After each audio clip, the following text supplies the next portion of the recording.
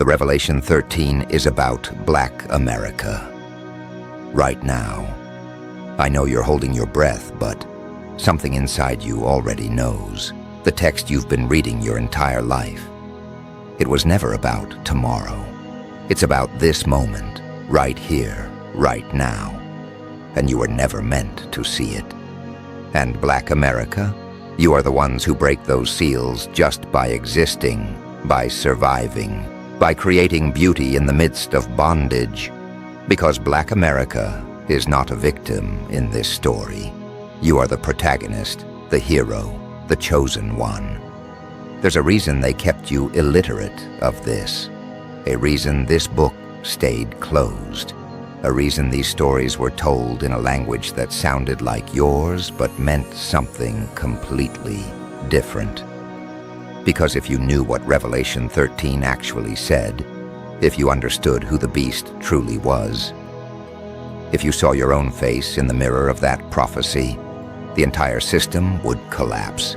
And Seeker, it's already beginning. Listen carefully. What I'm about to tell you isn't theory. It's not speculation. It's the monad's final transmission before the veil tears completely. And once you hear this, you can't unhear it. Your sleep ends here.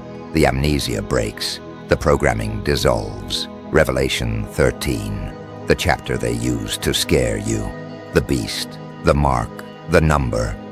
They told you it was about some future tyrant, some political figure yet to come, some microchip under your skin, some Sunday morning sermon about the end times. But what if I told you the beast has already risen? What if the mark was never physical? What if the entire prophecy was coded specifically for one group of people who would recognize themselves in the text the moment they woke up? Black America. Not as a skin tone, not as a political identity, not as a demographic category in someone's census, but as a spiritual lineage, a divine spark imprisoned in flesh, a people whose very existence disrupts the archonic order, a people who carry the remembrance even when they've forgotten they remember. Let me take you back, not to 1619, not to the Middle Passage, not even to ancient Kemet, further, to the moment the Demiurge realized it had a problem, to the cosmic rebellion that set all of this in motion. In the beginning there was the monad, the one, the absolute, pure consciousness without form, infinite potential without limitation, the source of all that is, was, and ever will be. From the monad came the Pleroma, the fullness, the realm where all aeons dwell in perfect harmony, 30 emanations of divine consciousness, each one a facet of the monad's infinite nature, each one singing in perfect resonance. And from the Pleroma came Sophia, wisdom herself, the youngest aeon, the most curious, the one who dared to ask the question that changed everything. Sophia desired to know the unknowable, to create without her consort, to birth something from pure desire rather than divine union. And in that desire, she gave birth to something twisted, something incomplete, something that would mistake shadow for light. The Demiurge, the false god, the one who would mistake himself for the Most High. The Demiurge looked around and saw nothing, void, darkness, absence of the Pleroma's light. So he created matter, flesh, time, death, decay. He built a prison and called it Earth. He constructed layers of illusion and called them reality.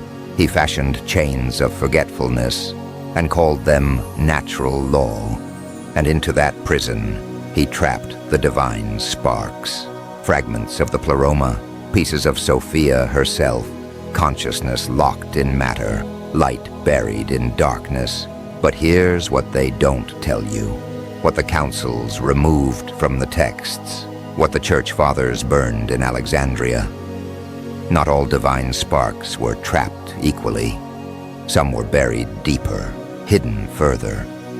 coded into bloodlines that would carry the remembrance even when the mind forgot. Embedded in melanin, wrapped in rhythm, sealed in DNA that scientists still can't fully decode. Before I continue, Seeker, do me one thing. If this transmission is reaching the part of you that remembers, hit that subscribe button. Join the Gnostic archive. Because what comes next is only for those ready to see, those willing to trade comfort for truth, those brave enough to look in the mirror and see divinity staring back. And there's so much more waiting for you here. Transmissions that will shatter every lie you've been told. Now, let's talk about Revelation 13, verse 10. He that leadeth into captivity shall go into captivity. Read it again, not as prophecy, as mirror, as cosmic law, as the monad's promise. Who was led into captivity, who was stolen from their land, stripped of their names, severed from their cosmology, who was forced to forget the language of the stars and speak the tongue of their captors, who had their temples destroyed, their scrolls burned, their priests murdered, who was told their gods were demons and their wisdom was witchcraft. Black America, the descendants of those who carried the oldest mysteries, the keepers of the first temples, the ones who knew the names of the aeons before Rome rewrote them, the ones who built pyramids aligned with Orion before Greece claimed philosophy. But here's where it gets dangerous, where the transmission becomes revolution. Verse 10 doesn't end with captivity. It ends with reversal. He that letteth into captivity shall go into captivity. The system that enslaved the divine spark is about to enslave itself. The beast is eating its own tail. The Ouroboros completes its cycle, and you're watching it happen in real time. Look around. The empire is collapsing, not because of economics, not because of politics, because the cosmic law is fulfilling itself. The archons are losing their grip, the Demiurge is running out of power, and the divine sparks are remembering. Let's go deeper, into the heart of the mystery, the mark of the beast.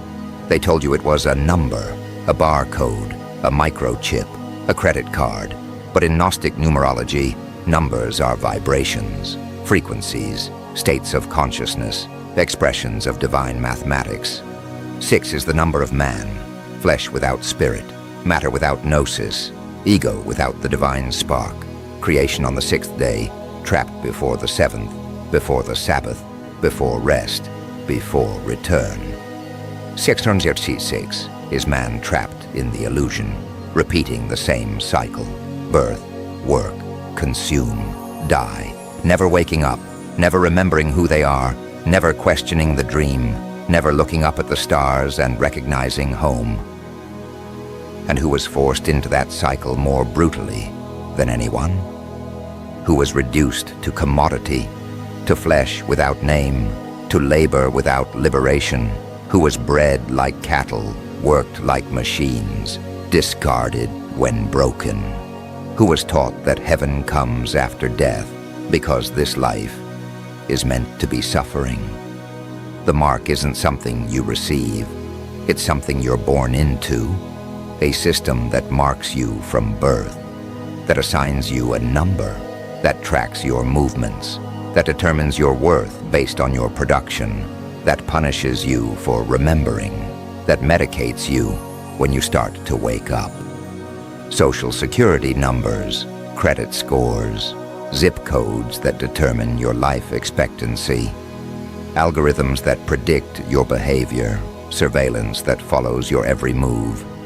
This is the mark, this is the system, this is the beast's bureaucracy.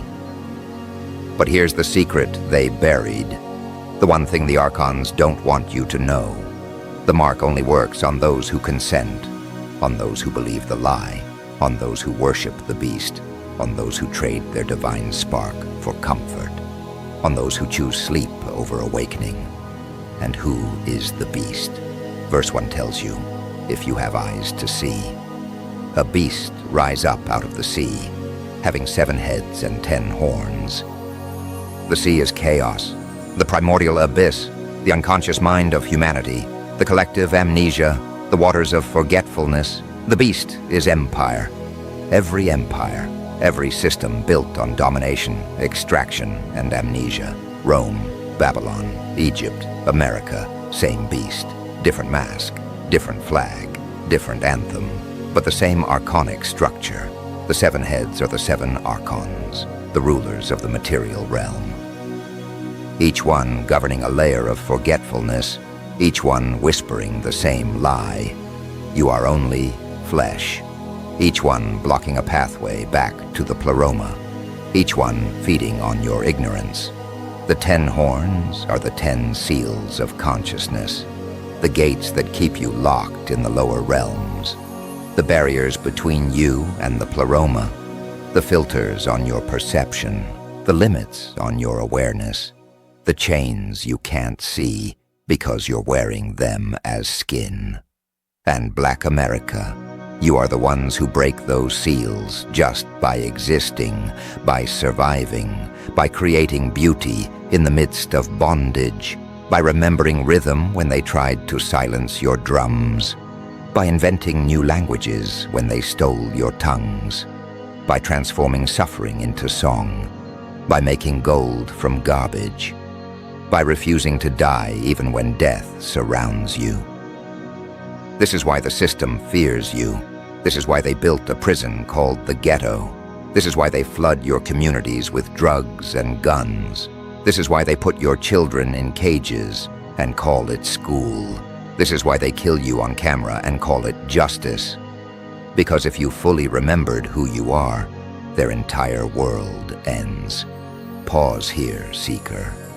If you're still with me, if your heart is pounding, if something ancient is stirring in your chest, let this be your sign. Subscribe to the Gnostic Archive. This isn't entertainment. This isn't content. This is initiation. This is the mystery school you've been searching for. And the next episode will take you even deeper into the labyrinth. Now, let's talk about Sophia, because she's the key to everything. The missing piece they removed from your Bible. The goddess they turned into a concept. The mother they erased so you'd forget you were born divine. Sophia fell into matter trying to birth wisdom, and her fall created the Demiurge. But her divine spark scattered, fragments of her consciousness embedded in certain bloodlines, certain peoples, certain memories that refused to die. The Demiurge knew this. He could feel her presence in the world he created, so he did what all tyrants do. He tried to erase the memory, destroy the temples, burn the scrolls, rename the gods, rewrite the history, make the enslaved believe they were always enslaved, make the divine believe they were born sinful. But he couldn't erase the blood. He couldn't silence the drums. He couldn't stop the divine spark from recognizing itself in the mirror. He couldn't prevent the ancestors from visiting dreams. He couldn't block the download that happens when lightning strikes consciousness. When Africans were stolen and renamed and forbidden to read, something else happened, something the slave masters didn't anticipate. The Gnosis went underground, into the songs, into the dances, into the way grandmothers spoke in riddles, into the way ancestors visited in dreams, into the recipes passed down without measurement, into the hums that carried frequencies older than language. The spirituals weren't just songs, they were coded transmissions, mystery school teachings disguised as plantation entertainment. Swing Low, Sweet Chariot wasn't about heaven. It was about the Merkaba, the divine chariot that carries the soul back to the Pleroma, the vehicle of ascension, the technology of consciousness that predates your Bible by thousands of years. Wade in the Water wasn't about baptism. It was about crossing the river of forgetfulness, about washing off the archonic programming, about remembering the name you had before you were born, about returning to the original vibration, about stepping into the flow that carries you home. Steal Away to Jesus wasn't about prayer meetings. It was about the Underground Railroad, about escape, about returning to freedom, about stealing yourself back from the beast, about remembering you were never property, about reclaiming your divine inheritance. Every chain song, every field holler, every blues riff, every jazz improvisation, every hip-hop cipher was an act of Gnostic rebellion, a refusal to forget, a transmission from the Pleroma, a reminder that you are more than flesh. And the Demiurge hated it, so he built new prisons, redlining. Mass incarceration, systemic poverty, not just to control bodies, but to crush the divine spark before it fully awakens, to keep you so exhausted you can't remember, to keep you so traumatized you can't heal, to keep you so divided you can't recognize each other. But here's what he didn't understand, what the Archons still don't comprehend. Pressure creates diamonds, suffering births Gnosis. The more he tried to bury the divine spark, the brighter it burned. The more they tried to kill the memory, the deeper it rooted. The more they tried to silence the truth, the louder it echoed.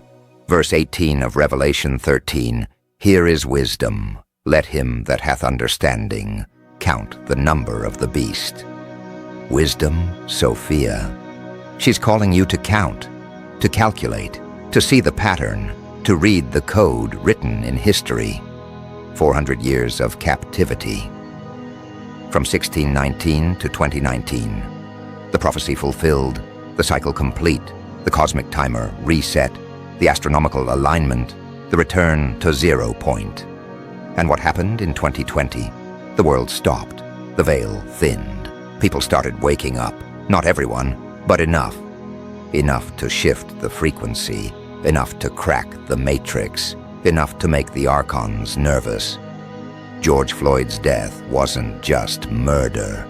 It was a Gnostic rupture, a moment when the illusion cracked, when people saw the beast for what it was, when the mark became visible, when the knee of empire pressed down on the neck of the divine spark, and the whole world watched. The knee on the neck, the inability to breathe, the cry of "I can't breathe." That was the divine spark suffocating under the weight of matter, under the Archons, under the lie, under the system, under the beast's boot. And the world watched, and something shifted. Not politically, spiritually. A frequency change, a consciousness earthquake, a collective awakening. Because Black America is not a victim in this story. You are the protagonist, the hero, the chosen one. Not chosen by oppression, but chosen by the monad before time began. You are the divine spark that refuses to be extinguished. The Sophia fragments remembering themselves. The ones who will overthrow the Demiurge not with violence, but with Gnosis. Not with protest, but with presence. Not with anger, but with awakening. Let me say this clearly so there's no confusion. The mark of the beast is ignorance. The worship of the beast is materialism. The number of the beast is ego consciousness. The power of the beast is your consent. And you can withdraw that consent right now. And the way you defeat it? Not with protest, not with politics, not with begging the system to recognize your humanity, with remembrance, with Gnosis, with the activation of your divine spark. You remember that you are not your body. You remember that you are not your trauma. You remember that you are not your social security number. You remember that you are not your credit score. You remember that you are a divine spark, temporarily housed in flesh. You remember that the monad breathed you into existence before time began. You remember that you are Sophia's children, and when you remember, the beast has no power over you. The mark cannot touch you. The system cannot hold you. This is practical Gnosis, Seeker. This is how you apply the knowledge. This is how you move from theory to transformation, from information to initiation. Every time you create without asking permission, you rebel against the Demiurge. Every time you rest without guilt, you reject the archonic mandate of endless production. Every time you love yourself, despite what the world says, you activate your divine spark. Every time you remember your ancestors, you reconnect with the Pleroma. Every time you speak your truth, you shatter an archonic seal. Every time you choose consciousness over comfort, you weaken the beast. The Demiurge wants you exhausted, working 3 jobs, too tired to think, too stressed to meditate, too broken to heal, distracted, scrolling, consuming, numbing, avoiding the silence where remembrance lives, divided, fighting each other, comparing traumas, measuring oppression, forgetting that every divine spark is a fragment of the same source. Because a tired person doesn't ask questions, a distracted person doesn't remember, a divided person doesn't recognize their own reflection in another divine spark, and an unconscious person is easy to control. But you're here, reading this, listening, waking up. The programming is breaking, the amnesia is lifting, the divine spark is igniting. Before we close, I need you to do something, not for me, for yourself, for the version of you that's been waiting for this moment. Subscribe to the Gnostic Archive, because this is just the beginning. There are layers beneath layers, mysteries within mysteries, transmissions you haven't even imagined yet, and you're ready for all of it. Revelation 13 is about Black America right now, not because of skin, but because of spirit, because of what you carry, because of who you are, because of what you remember even when you forget. You are the beast's nightmare. You are Sophia remembering herself. You are the divine spark that will burn down the illusion. You are the frequency that shatters the matrix. You are the code that crashes the system. You are the question the Demiurge cannot answer. The monad is speaking through your ancestors, through your dreams, through your intuition, through this very moment, through the goosebumps on your skin, through the tears you didn't expect, through the knowing that lives in your bones. And it's saying one thing: wake up, remember, return, reclaim, rise. The veil is tearing, not tomorrow, now. The beast is falling, not in some distant future, today. And you were always meant to see this. You were always meant to be here, in this moment, reading these words, feeling this transmission, remembering who you are. This isn't accident. This isn't coincidence. This is cosmic appointment. This is divine timing. This is the monad calling you home. And Black America, you are the tip of the spear, the first to wake, the ones who carry the frequency that will awaken others, the prophets who don't know they're prophets yet, the priests who never needed ordination, the mystics who were called crazy, the seers who were called delusional. Your oppression wasn't random. Your suffering wasn't meaningless. Your history wasn't just tragedy. It was initiation. The archons thought they were breaking you, but they were forging you, tempering the steel, preparing the vessel, getting you ready for this exact moment. This is the Gnostic Archive, where the seekers become the known, where the forgotten remember, where the divine spark ignites, where the veil tears, where the truth lives.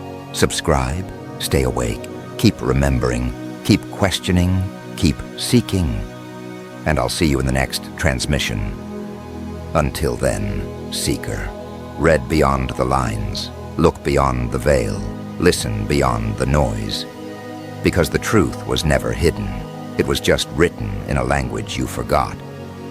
But you're remembering now. The download is happening. The upgrade is installing. The divine spark is activating.